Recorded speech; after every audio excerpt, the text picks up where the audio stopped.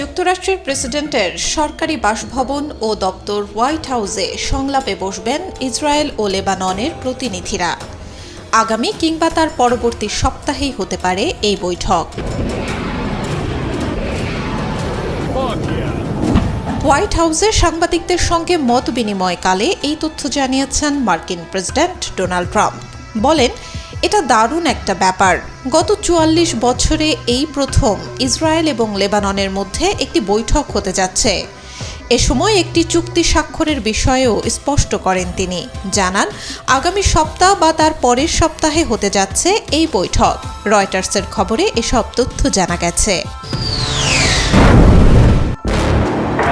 বৃহস্পতিবার সাংবাদিকদের সঙ্গে মতবিনিময়ের কয়েক ঘণ্টা আগে নিজের সামাজিক যোগাযোগ মাধ্যম ট্রুথ সোশ্যালে ইসরায়েল ও লেবাননের মধ্যে 10 দিনের যুদ্ধবিরতির তথ্য জানান ডোনাল্ড ট্রাম্প।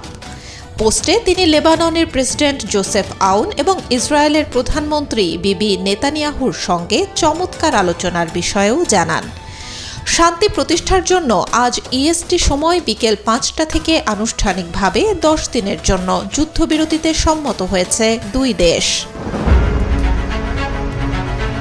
গত 28 ফেব্রুয়ারি ইরানে যুক্তরাষ্ট্র ও ইসরায়েলের যৌথ হামলার মধ্য দিয়ে শুরু হয় ইরান যুক্তরাষ্ট্র ইসরায়েল যুদ্ধ।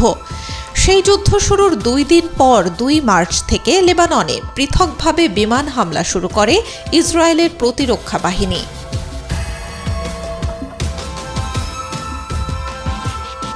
আইডিএফের হামলায় গত 2 এপ্রিল থেকে এই পর্যন্ত লেবাননে নিহত হয়েছেন প্রায় 2200 জন আর আহত হয়েছেন 5600 জনের বেশি মানুষ। বাড়িঘর ছেড়ে নিরাপদ আশ্রয়ের উদ্দেশ্যে ছুটতে বাধ্য হয়েছেন কয়েক লাখ নাগরিক।